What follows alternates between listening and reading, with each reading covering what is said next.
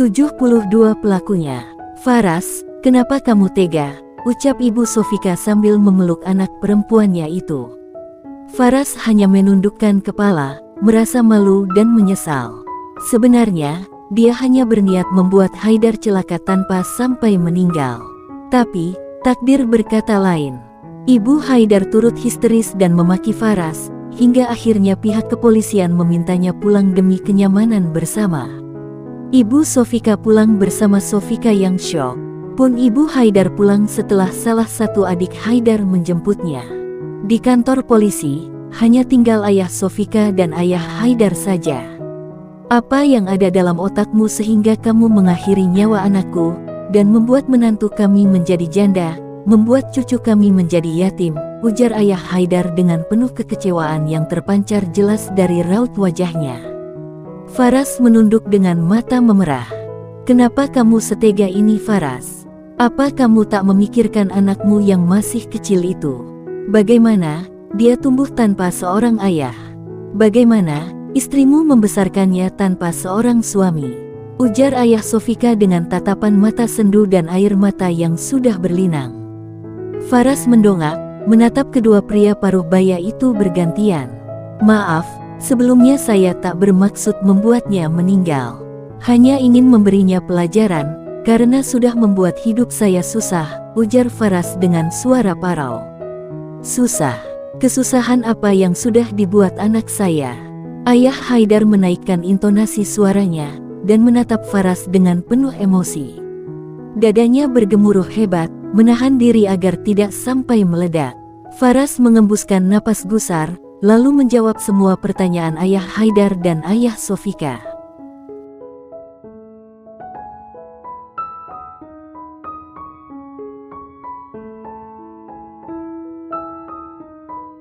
Saya kecewa kepada Haidar. Kami sudah membuat perjanjian, Haidar dan Sofika akan menikah. Lalu bercerai lagi, dan sehabis masa idah, Sofika akan menikah denganku lagi. Dengan kata lain, Haidar hanya menjadi muhalil untuk kami, tapi apa ini semua benar? Ayah Sofika dan ayah Haidar bersamaan menyela. Mereka baru tahu tentang rencana ini, sungguh di luar dugaan. Benar, ini yang terjadi. Tapi, mereka berkhianat dan malah menikah sungguh-sungguh. Apalagi setelah Haidar keluar dari perusahaan, bisnisku hancur dan bangkrut. Aku harus menjadi staf biasa di perusahaan milik orang lain. Faras berkata dengan sorot mata penuh emosi, menyalahkan semua yang terjadi satu kepada Haidar. Jadi, kamu menyalahkan segalanya kepada anakku. Ayah Haidar tak habis pikir dengan pemikiran Faras. Apalagi saat melihat, sorot mata yang tadinya penuh sesal, kini menghilang berganti dengan sorot mata penuh kebencian. Iya, ini semua memang salahnya. Aku membencinya. Aku membenci mereka karena sudah menghancurkan hidupku. Pekik Faras, bahkan sampai mengepalkan tangan dengan kuat-kuat. Astagfirullah. Sadarlah kamu. Ayah Sofika sampai berdiri dan merangsek hendak memukul mulut kasar Faras. Beruntung, ayah Haidar masih bisa sabar dan menahannya. Dia sudah menghabisi nyawa anakmu. Kenapa kamu masih membelanya? Dengan marah, ayah Sofika berkata, nyawa yang hilang tidak akan kembali lagi. Kita serahkan saja semuanya kepada pihak kepolisian, biarkan dia dihukum sepantasnya. Dengan berjiwa besar, ayah Haidar menepuk-nepuk punggung besannya itu. Ayah Sofika tak menyangka, besannya begitu berjiwa besar. Sepertinya, sikap Haidar menurun darinya. Polisi kembali memasukkan Faras ke dalam penjara. Sidang pengadilan terkait perbuatan jahat yang sudah dilakukannya akan segera bergulir. 5 tahun berlalu, Faras masih mendekam di dalam penjara. Yura memilih bercerai, dan menikah lagi demi kebaikan hidupnya dan anaknya. Dia tak mau, kelak anaknya diembel-embeli anak pembunuh. Biar saja, anaknya tak tahu siapa ayah kandungnya, pikir Yura. Sofika masih tetap sama. Dia hanya tiduran dengan tatapan kosong, merasa bersalah kepada Haidar. Sempat berpikir, seandainya dia memutuskan berpisah dengannya, pasti tak akan terjadi hal semacam ini.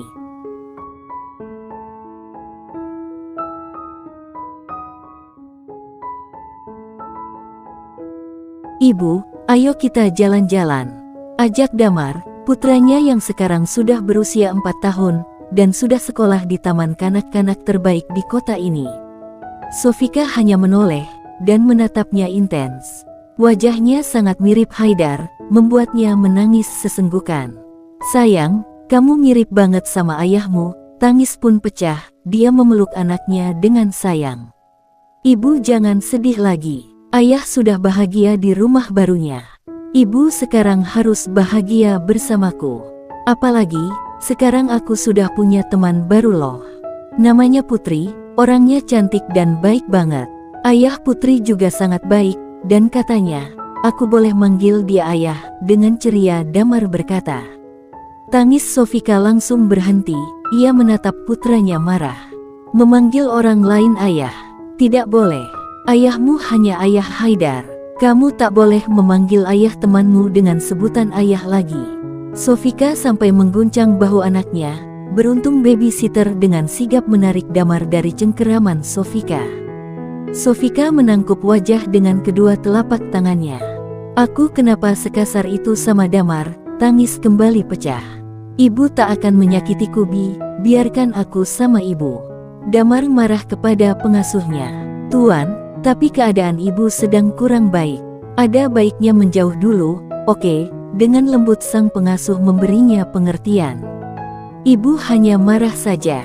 Itu wajar, biarkan aku sama ibu." Mata Damar mulai berkaca-kaca. Sang pengasuh tampak diam. Damar memeluk kakinya dan mengatakan hal yang membuat pengasuhnya tertawa geli. "Aku janji, nanti kalau aku sudah besar akan menikahimu deh," dengan nada merajuk. "Hah!" Tawa pun pecah dari mulut sang pengasuh. Sofika yang mendengar dan memerhatikan mereka ikut tersenyum. Putranya sangat lucu dan ada-ada saja pikirnya.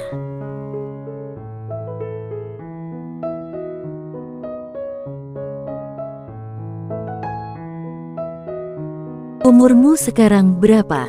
Sang pengasuh berjongkok menyejajarkan dengan tinggi Damar. 4 tahun, jawabnya mantap. "Nah, umur bibi saat ini sudah 17 tahun. Artinya kita selisih 13 tahun, bibi sudah tua loh saat umurmu 20-an, kekehnya.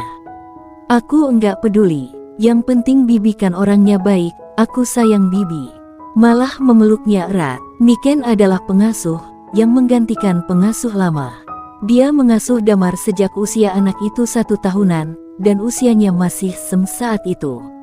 Demi melanjutkan sekolah dan membantu orang tua, dia rela menjadi pengasuh.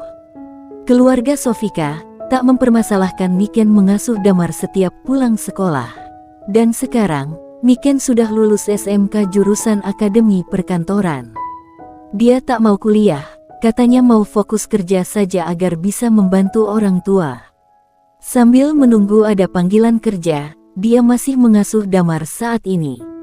Niken membolehkan Damar kembali menghampiri Sofika. Anak itu tersenyum bahagia dan berlari memeluk ibunya, serta minta maaf kepadanya. "Iya, ibu maafin kamu." Sofika memeluknya. Dari ambang pintu, ibu Sofika menatapnya dengan air mata berderai. "Semoga kamu cepat kembali seperti semula, dan tidak sedih lagi," ujarnya sendu. "Ibu maukan hari ini jalan-jalan denganku?" tanya Damar dengan mata berbinar. Sofika menggeleng. "Ayolah ibu," rajuknya. "Ibu, ini hari Minggu. Ibu bisa pergi jalan-jalan sekalian menyegarkan tubuh ibu supaya terkena sinar matahari," ujar Niken, coba membantu Damar. "Vika, ayolah. Sudah berapa lama kamu hanya berada di dalam kamar?" ucap ibunya yang sengaja masuk ke dalam kamar. Dengan enggan, akhirnya Sofika mengangguk. Ini akan menjadi kali pertama dia keluar dari kamarnya.